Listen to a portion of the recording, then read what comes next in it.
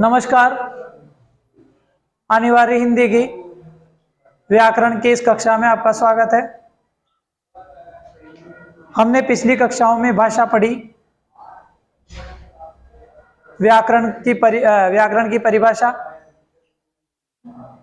व्याकरण के अंग पढ़ लिए, लिपि पढ़ ली। आज हम पढ़ने जा रहे हैं शब्द शक्ति। तो शुरुआत करते हैं शब्द शक्ति को।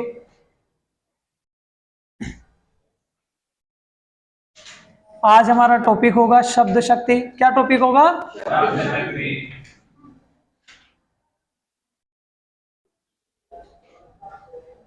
ठीक है, हमारा टॉपिक क्या होगा? ठीक है, देखिए, शब्द का अर्थ बोलो। शब्द का अर्थ जिस माध्यम से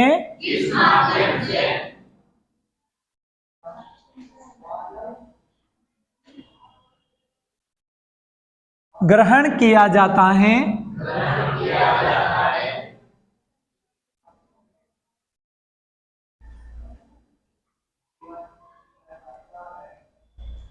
उसे शब्द शक्ति कहते हैं।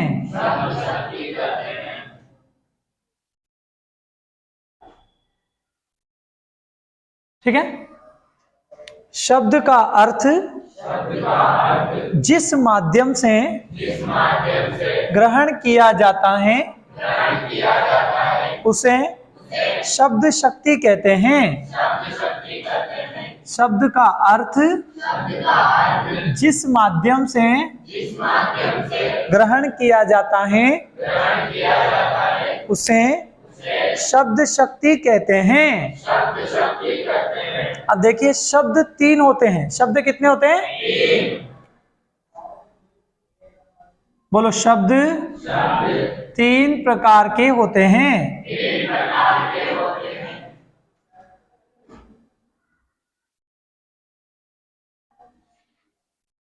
ठीक है, वाचक शब्द, लक्षक शब्द, व्यंजक शब्द। कितने प्रकार के होते हैं? पहला कौन सा है? दूसरा, तीसरा। शब्द का अर्थ जिस माध्यम से ग्रहण किया जाता है उसे क्या कहते हैं? उसे शब्द शक्ति कहा। शब्द कितने होते हैं? वाचक शब्द, लक्षक और व्यंजक। वाचक, लक्षक, व्यंजक। ठीक है, देखिए, सबसे पहले वाचक शब्द।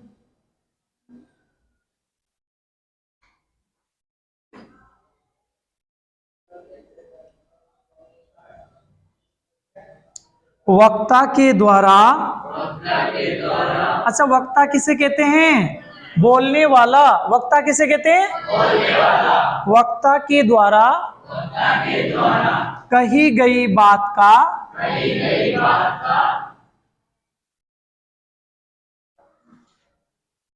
श्रोता द्वारा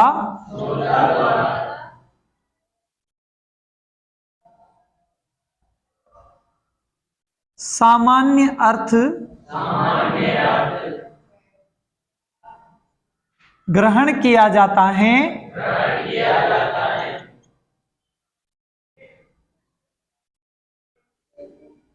उसे वाचक शब्द कहते हैं।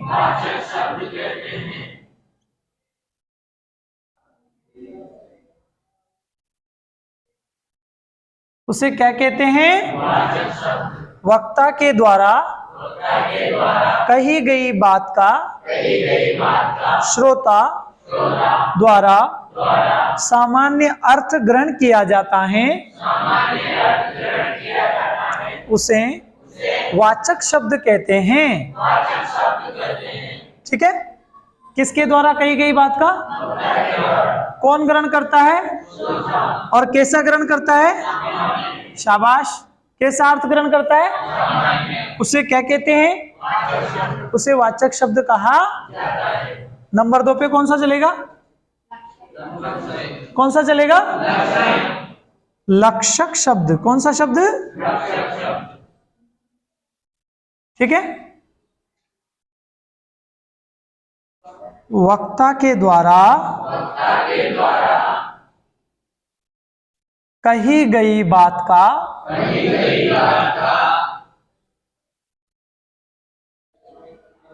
श्रोता के द्वारा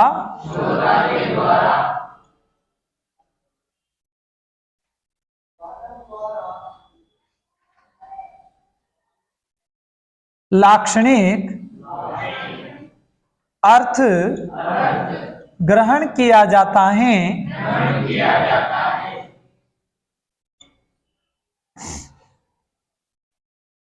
उसे लक्षक शब्द कहते हैं।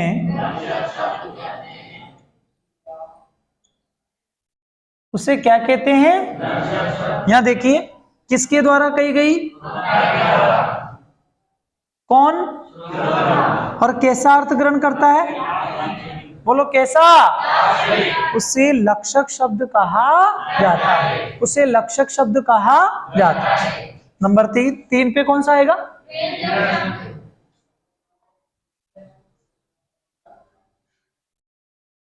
व्यंजक शब्द।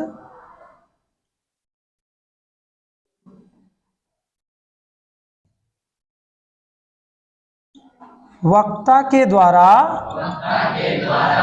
कही गई बात का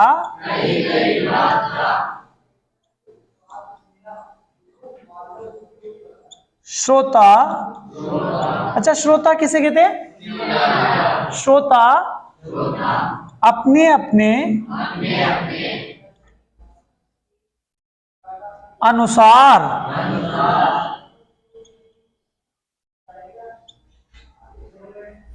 अर्थ ग्रहण करता है।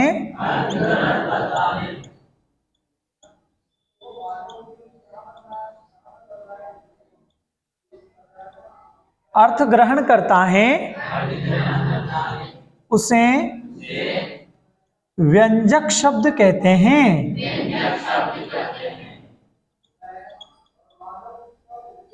उसे क्या कहते हैं? किसके द्वारा कही गई बात? कौन? कैसे करता है? अपने अपने अनुसार अर्थ ग्रहण। ठीक है, अब शुरू से देखते हैं। शब्द का अर्थ जिस माध्यम से ग्रहण किया जाता है, उसे शब्द शक्ति कहते हैं। ठीक है। शब्द कितने प्रकार के होते हैं? वाचक शब्द, लक्षक शब्द, व्यंजक शब्द। ठीक है। नंबर 1 पे कौन सा आता है? वक्ता के द्वारा कही गई बात का श्रोता के द्वारा सामान्य अर्थ ग्रहण किया जाता है, उसे वाचक शब्द कहते हैं। नंबर 2, लक्षक शब्द। वक्ता के द्वारा कही गई बात का श्रोता के द्वारा लाक्षणिक अर्थ ग्रहण किया जाता है, उसे लक्षक शब्द कहते हैं। ठीक है। नंबर 3, व्यंजक शब्द। क्या चलेगा? वक्ता के द्वारा कही गई बात का श्रोता के द्वारा अपने अपने अनुसार अर्थ ग्रहण किया जाता है, उसे व्यंजक शब्द कहते हैं। ठीक है। तो हमने शब्दों को कितने भागों में पढ़ा? 3 भागों में। चलें आगे। यहां तक अपन ने अच्छी तरह से पढ़ लिया। आप इसका स्क्रीनशॉट ले लें, मैं 1 मिनट के लिए हटूं, फिर आगे पढ़ेंगे।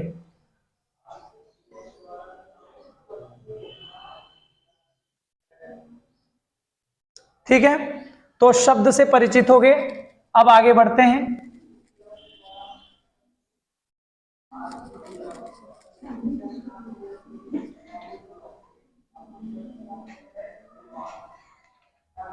अब पढ़ेंगे शब्द शक्ति के प्रकार।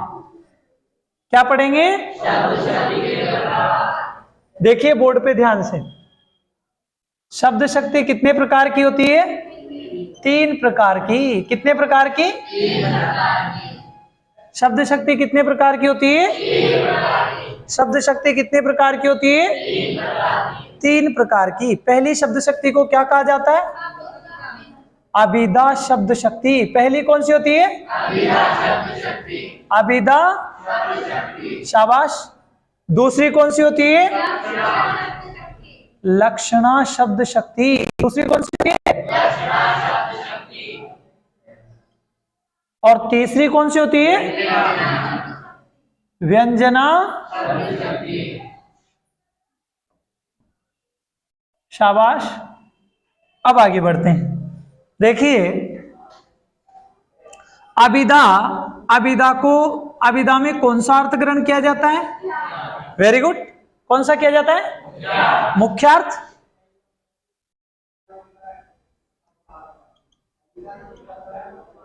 वाच्यार्थ। मुख्यार्थ मतलब, या फिर बोलो सामान्य अर्थ। किसमें ग्रहण किया जाता है? Very good. किसमें ग्रहण किया जाता है? कैसा अर्थ? कैसा अर्थ? कैसा अर्थ? और कैसा अर्थ? सामान्य।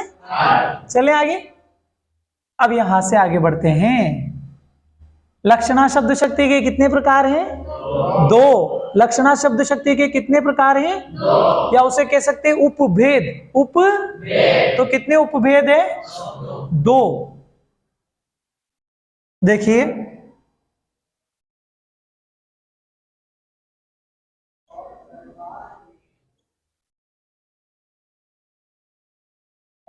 रूढ़ी लक्षणा।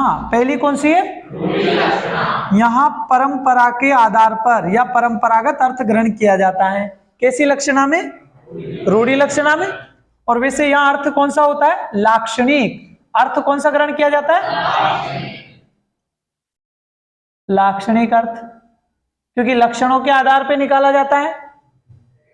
पहली होती है रूढ़ी लक्षणा या रूढ़ा लक्षणा।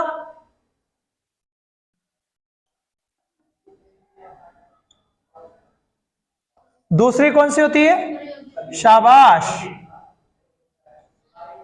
प्रयोजनवती लक्षणा।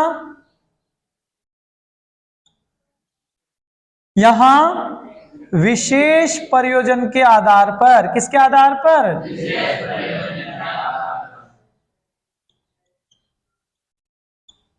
अर्थ ग्रहण किया जाता है। अर्थ ग्रहण, अर्थ ग्रहण किया जाता है। देखिए आगे बढ़ते हैं। अब कौन सी है? शाबाश। यहां कौन सा अर्थ होता है? व्यंग्यार्थ। कौन सा होता है? शाबाश। और व्यंजना के भी कितने भेद है? मतलब कितने उपभेद है? 2। शब्द शक्ति कितने प्रकार की होती है? पहली कौन सी होती है? दूसरी, तीसरी। लक्षणा के कितने उपभेद है? लक्षणा के, ढंग से सुनो फिर जवाब दो। लक्षणा के कितने? पहली कौन सी होती है? अरे भैया, लक्षणा में पहली कौन सी होती है? रूढ़ी लक्षणा। पहली कौन सी होती है? दूसरी? मैंने कहा ना पहले ढंग से सुनो, ढंग से देखो, उसके बाद बोलो। प्रश्न क्या है? पहले सुन ही नहीं रहे हो, फिर जवाब पहले जवाब दोगे तो गलत होगा। ढंग से सुनिए, ढंग से समझिए, अच्छे से पढ़िए, जल्दबाजी मत कीजिए। जल्दबाजी करने से पूरा नहीं होगा। वैसे ही व्यंजना के भी 2 उपभेद है। पहली होती है शाब्दी व्यंजना। कौन सी होती है? शाब्दी व्यंजना। और दूसरी होती है आर्थी व्यंजना।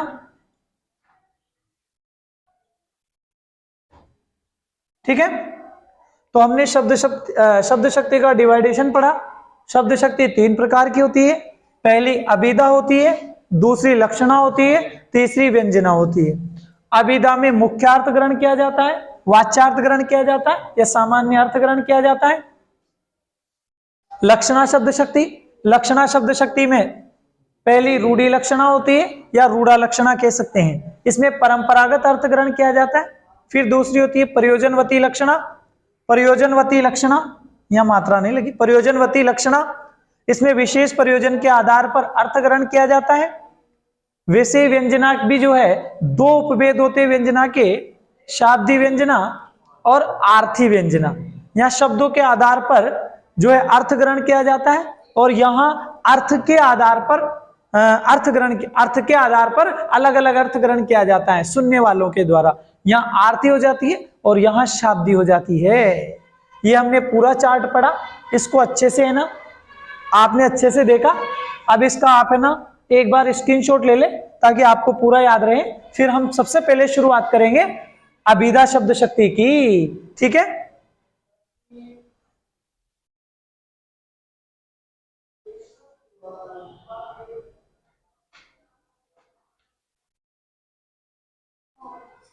तो आगे बढ़ते हैं।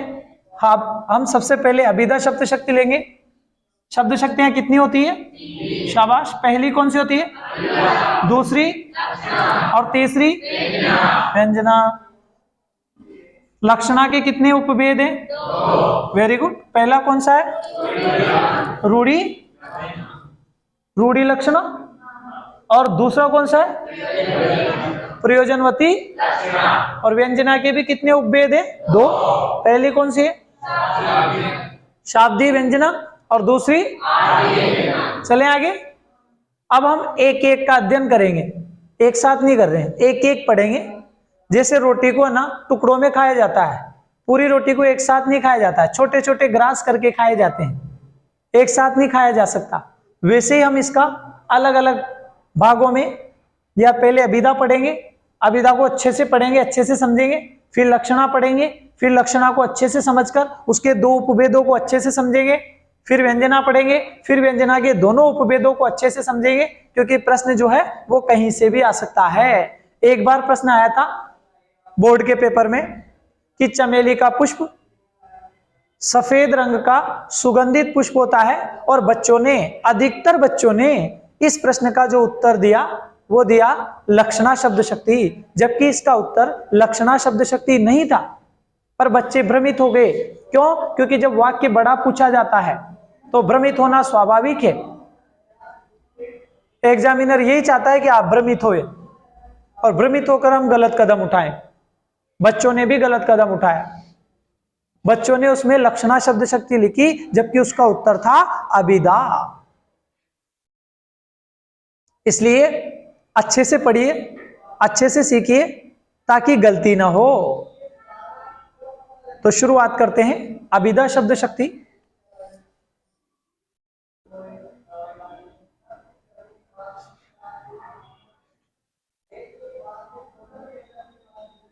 कौन सी शब्द शक्ति पढ़ रहे हैं हम? शाबाश। बोलो मुख्यार्थ का, मुख्यार्थ का बोध कराने वाली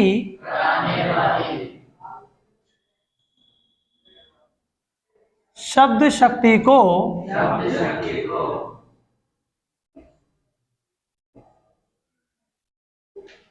अभिधा शब्द शक्ति कहते हैं।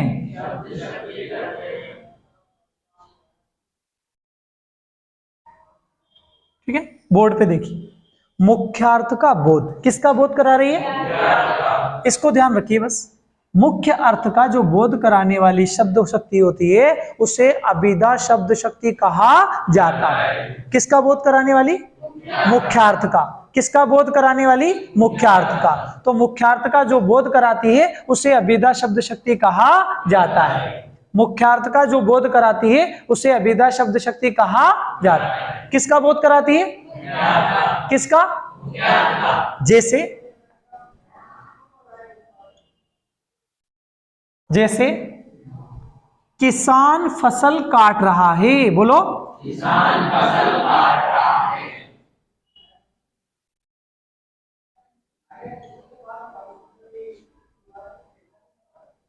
कौन काट रहा है? किसान। शाबाश।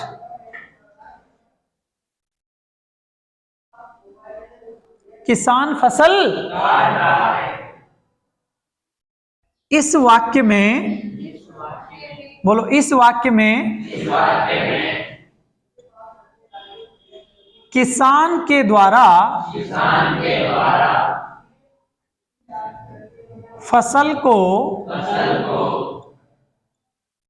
काटा जा रहा है, यही सामान्य अर्थ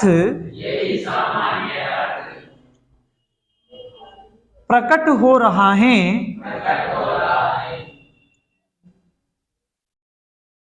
इसलिए इस वाक्य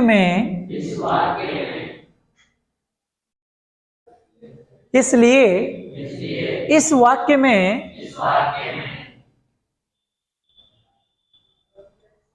अभिधा शब्द शक्ति है। कौन सी शब्द शक्ति है? यहां देखिए ढंग से, किसान फसल काट रहा है। क्या काट रहा है? तो कैसा अर्थ निकल रहा है? सामान्य। कैसा निकल रहा है? कि किसान के द्वारा फसल को काटा जा रहा है। किसान के द्वारा फसल को काटा जा रहा है, सीधा अर्थ निकल रहा है। इसलिए कौन सी शब्द शक्ति है? अभिधा। जहां मुख्यार्थ का बोध होता है उसे अभिधा शब्द शक्ति कहा जाता है। जैसे किसान फसल काट रहा है, तो सीधा सीधा अर्थ निकल रहा है कि किसान के द्वारा फसल को काटा जा रहा है। सामान्य अर्थ निकलने की वजह से इस वाक्य में अभिधा शब्द शक्ति है। कौन सी शब्द शक्ति है? अभिधा। यदि लक्षणों के आधार पर अर्थ निकलता, लाक्षणिक अर्थ निकलता, तो फिर हम कौन सा करते? लक्षण। कौन सा करते? लक्षण। परंतु यहां तो सामान्य अर्थ है। कौन सा अर्थ है? इसलिए हम अभिधा शब्द शक्ति कर रहे हैं। कौन सी शब्द शक्ति कर रहे हैं? अभिधा। ठीक है, इससे आगे अपन और वाक्य समझेंगे। यहां तक का स्क्रीनशॉट ले ले।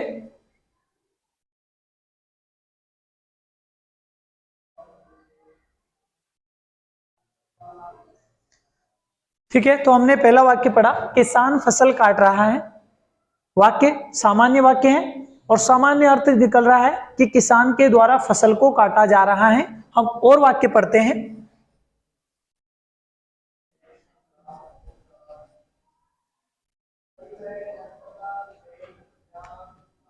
नंबर 2, बिल्ली भाग रही है। सीधा अर्थ निकल रहा है भाग रही है, भाग रही है, तो बिल्ली भागने का काम कर रही है। या इसके और ले लीजिए, कृष्ण बांसुरी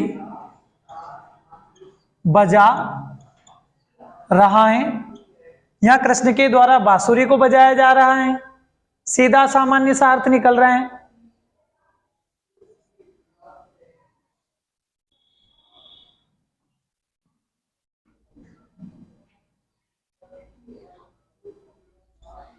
राम भोजन कर रहा है, तो सामान्य सा अर्थ निकल रहा है कि राम के द्वारा भोजन किया जा रहा है।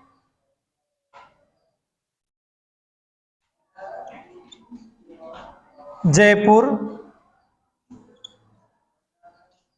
राजस्थान की राजधानी है। सामान्य सा अर्थ निकल रहा है कि जयपुर किसकी राजधानी है? राजस्थान। और देखिए, चमेली का पुष्प सफेद रंग का सुगंधित पुष्प होता है। सुगंधित पुष्प होता है।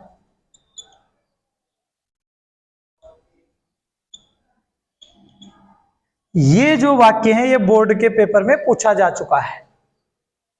चमेली का पुष्प, सामान्य सी बात है, चमेली में पुष्प आते हैं, सफेद रंग के होते हैं, सफेद रंग के होते हैं। सुगंधित पुष्प सब सुगंधित ही होते हैं, तो सामान्य अर्थ निकल रहा है, पर बच्चों ने इसका अर्थ लिया अलग। कि यार इतना बड़ा वाक्य क्या है, पता है इसका अलग अर्थ निकले। नहीं, अलग नहीं, सीधा का सीधा ही दिख रहा है। जैसे मैं इसी आधार पे दूसरा वाक्य बनाऊं, कनेर का पुष्प पीले रंग का। कनेर का पुष्प देखा आपने? शाबाश, रहता है ना पीला। कनेर का पुष्प पीले रंग का सुगंधित पुष्प होता है।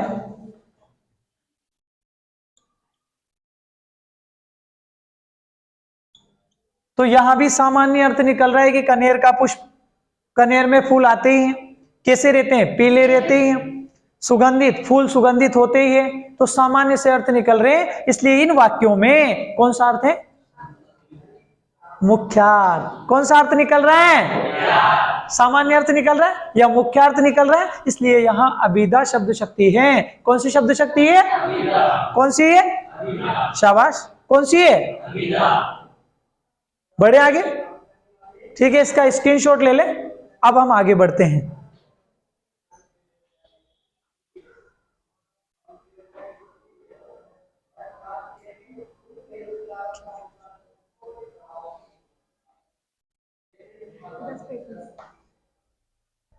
ठीक है, अभिधा को हमने अच्छे से पढ़ा। अभिधा शब्द शक्ति में वाक्य का सामान्य अर्थ ग्रहण किया जाता है, इसे ही अभिधा शब्द शक्ति कहा जाता है। जैसे राम विद्यालय जा रहा है, सीता खाना बना रही है।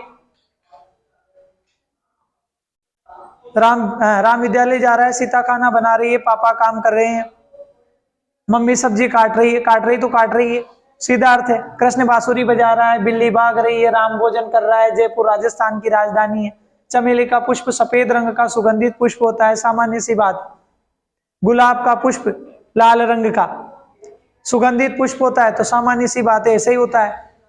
कनेर का पुष्प पीले रंग का सुगंधित पुष्प होता है, तो ये बिल्कुल सामान्य सी बात है। जो इसमें दे रखा वैसा वैसे अर्थ निकल रहा है, मुख्य अर्थ निकल रहा है। इसलिए इन वाक्यों में अभिधा शब्द शक्ति है। अब हम दूसरी शब्द शक्ति का दूसरी शब्द शक्ति के बारे में अध्ययन करते हैं। और हमारी दूसरी शब्द शक्ति कौन सी चलेगी? बोलो, लक्षणा। ये हमने कौन सी पढ़ी? कौन सी पढ़ी? अब हम कौन सी पढ़ने जा रहे हैं? लक्षणा।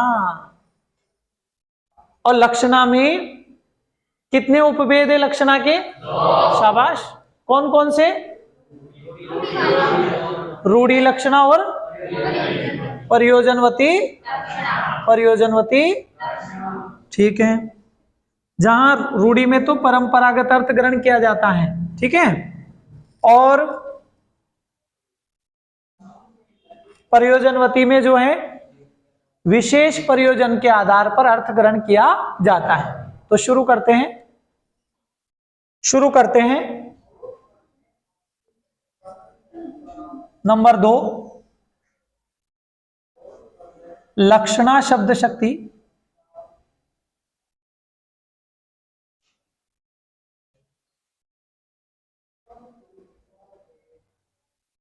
अभिधा में तो मुख्यार्थ ग्रहण किया गया था, ठीक है, और यहां कौन सा किया जाएगा?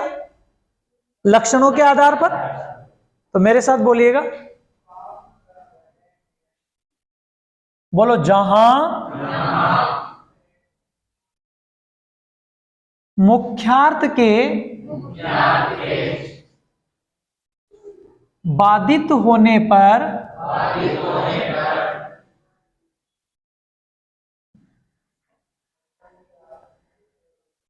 रूढ़ी या प्रयोजन के आधार पर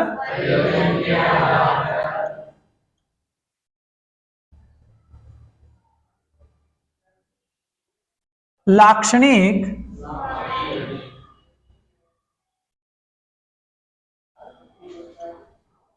अर्थ ग्रहण किया जाता है,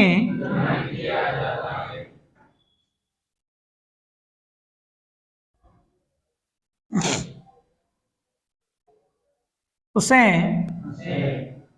लक्षणा शब्द शक्ति कहते हैं।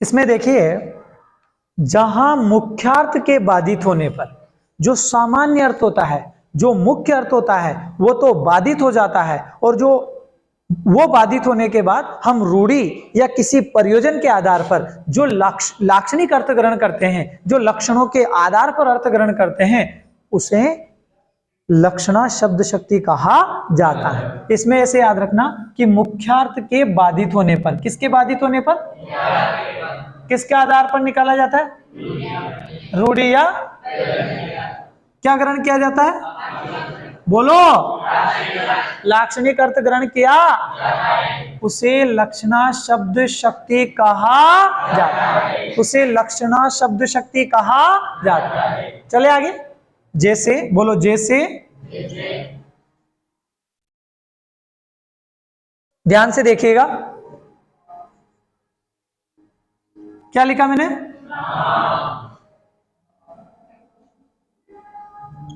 गदा है, राम, राम, राम।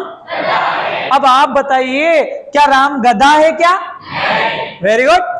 राम गधा नहीं, गधा शब्द का हम कौन सा अर्थ ग्रहण करेंगे, लाक्षणिक। कौन सा अर्थ ग्रहण करेंगे, इसका सीधा सीधा लाक्षणिक अर्थ निकलेगा, गधा से मतलब क्या होता है, गधा से मतलब क्या होता है, भाई राम गधा है, गधा थोड़ी है राम।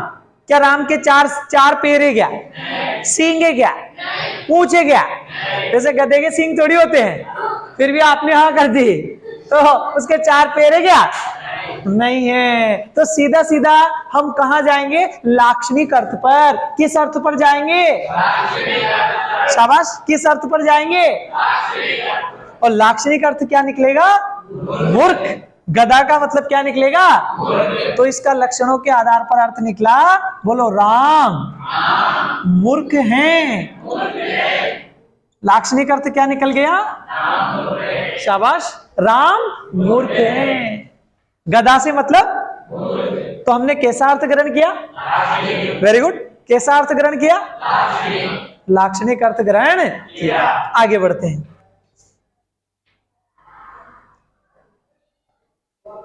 अच्छा, मैं ऐसे लिखूं, राजस्थानी लोग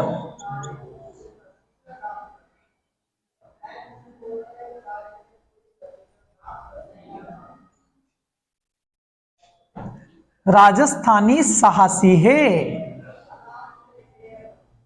अच्छा, इसका कौन सा अर्थ निकलेगा, राजस्थानी साहसी है, इसका मतलब, हाँ, लाक्षणिक अर्थ क्या निकलेगा, राजस्थान के लोग साहसी हैं, राजस्थान के लोग साहसी हैं। साहसी मतलब वीर हैं, बहादुर हैं। कहां के लोग, राजस्थान के। कहां के, चले आगे। अब मैं लिखूं, ध्यान से इसको देखिएगा, लाल पगड़ी, क्या लिखा मैंने, लाल पगड़ी जा रही है, लाल पगड़ी जा रही है, लाल पगड़ी जा रही है, तो लाक्षणिक अर्थ क्या निकलेगा, लाक्षणिक अर्थ निकलेगा, लाल, लाल पगड़ी, लाल पगड़ी वाला व्यक्ति जा, शाबाश, लाल पगड़ी वाला व्यक्ति, जिस व्यक्ति ने कैसी पगड़ी पहन रखी है, वो व्यक्ति जा रहा है, ये निकलेगा। अब हम अगर गलत अर्थ निकालें तो फिर तो हो गया काम सारा। इसलिए यहां लक्षणों के आधार पर अर्थ ग्रहण करना है। किसके आधार पर, लक्षणों के आधार पर अर्थ ग्रहण करना, ठीक है। सबसे पहले हमने लिखा राम गधा है, गधा से मतलब है मूर्ख। राजस्थानी साहसी, राजस्थानी का मतलब राजस्थान के लोग, ये देखो, राजस्थान के लोग साहसी है, वीर है। लाल पगड़ी जा रही, लाल पगड़ी से मतलब है लाल पगड़ी पहनने वाला व्यक्ति जा रहा, तो लाल पगड़ी का जो है लाक्षणिक अर्थ निकला, लाल पगड़ी पहनने वाला व्यक्ति जा रहा, या लाल पगड़ी वाला व्यक्ति जा रहा। लाल पगड़ी नहीं जाती, लाल पगड़ी पहनने वाला व्यक्ति जा रहा है, ठीक है ना। चले आगे। तो हमने दूसरे नंबर पे लक्षणा शब्द शक्ति पढ़ी। लक्षणा के अभी तक हमने 3 उदाहरण पढ़े। अब हम आगे अध्ययन करेंगे। यहां तक का स्क्रीनशॉट ले लें।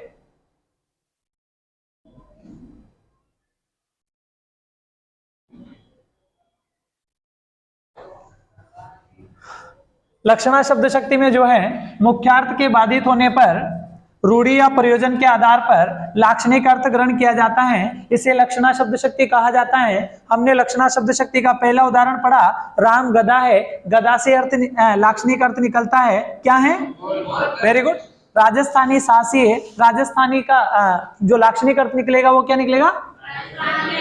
राजस्थान के लोग साहसी है, साहसी मतलब वीर। राम मूर्ख, सॉरी यहाँ ले लो, लाल पगड़ी जा रही, तो लाल पगड़ी से मतलब है लाल पगड़ी वाला व्यक्ति जा रहा है। और देखिए, जैसे मैं अगर चौथा उदाहरण लूं, इसमें सारे उदाहरण हो जाएंगे इसलिए यहां लिख लेते हैं। अगर मैं चौथा उदाहरण लूं और मैं लिखूं कलिंग साहसी है, क्या लिखा मैंने? कलिंग साहसी है, इसका मतलब क्या निकलेगा? बोलो,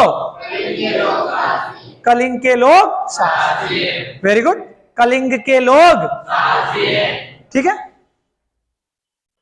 नंबर 5, भारत जागरूक हो गया। भारत जागरूक हो गया। अच्छा, इसका क्या निकलेगा? भारत के लोग जागरूक हो गए। भारत के लोग जागरूक हो गए। और देखिए, आओ मेरे शेर, आओ मेरे शेर, तो इसका अर्थ क्या निकलेगा? आओ मेरे बहादुर। शेर से मतलब बहादुर, शेर से मतलब बहादुर। शाबाश, शेर से मतलब बहादुर। और अगर हम उदाहरण लें तो और कौन सा ले सकते हैं? याद करो, कलिंग साहसी है। और देखो, 2 दिन की जवानी, 2 दिन की जवानी। शाबाश, आज तो गली में चांद निकला, आज तो गली में चांद निकला। ठीक है, चलो यही ले लेते हैं, आज तो गली में चांद निकला। अच्छा, ये इसका क्या अर्थ निकलेगा? कभी कभी दिखाई देने वाला व्यक्ति, कभी कभी दिखाई देने वाला व्यक्ति। आज तो गली में चांद निकला। और उदाहरण ले, 2 दिन की जवानी, और उदाहरण ले तो क्या आ जाएगा? 2 दिन की जवानी। हमने सबसे पहला उदाहरण पढ़ा, राम गधा है, गधा से मतलब है मूर्ख। देखिए, उदाहरण भले आप 2 पढ़े, भले आप 1 पढ़े, पर उसको अच्छे से सीखे ताकि जो पेपर में आए उसे आप कर सके। यह जरूरी नहीं है कि यहां जो लिखा गया है वही पेपर में आए, आपके पेपर में चाहे कहीं से भी आए, परंतु आप उसे सही से तभी कर सकते हैं जब आपने शब्द शक्ति को सही से पढ़ा है। यह मायने नहीं रखता कि हम 200 उदाहरण पढ़े, मायने ये रखता है कि हम भले 2 उदाहरण पढ़ें पर उन 2 उदाहरण को अच्छे से सीखें ताकि पेपर में हमसे गलती ना हो। ठीक है, हमने पहला उदाहरण कौन सा पढ़ा था? कौन सा पढ़ा था? राम और गधा का लाक्षणिक अर्थ क्या निकला? वेरी गुड, राजस्थानी साहसी है। राजस्थानी का सीधा अर्थ क्या निकला? राजस्थान के लोग साहसी। फिर इसके बाद हमने क्या पढ़ा?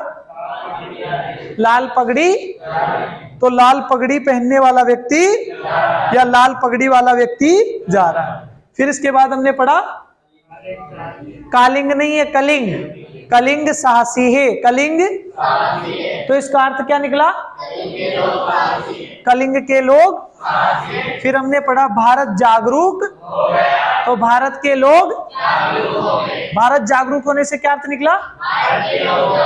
भारत के लोग जागरूक।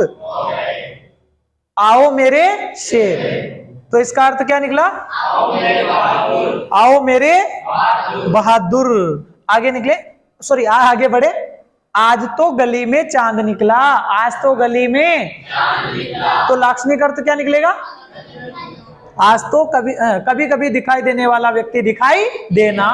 ठीक है, 2 दिन की जवानी, 2 दिन की जवानी। चले आगे, हमने ये उदाहरण पढ़े, हमने ये उदाहरण पढ़े। अब हम लक्षणा शब्द शक्ति के उपभेद पढ़ेंगे, और लक्षणा शब्द शक्ति के दो उपभेद होते हैं। पहला जो उपभेद होता है वो होता है रूढ़ि लक्षणा, और दूसरा उपभेद होता है प्रयोजनवती लक्षणा। ये अध्ययन हम अब कल करेंगे, क्योंकि अब कक्षा का टाइम हो चुका है। तो चलते हैं, धन्यवाद। कल वाली क्लास में मिलते हैं। आप इसका स्क्रीनशॉट ले लें।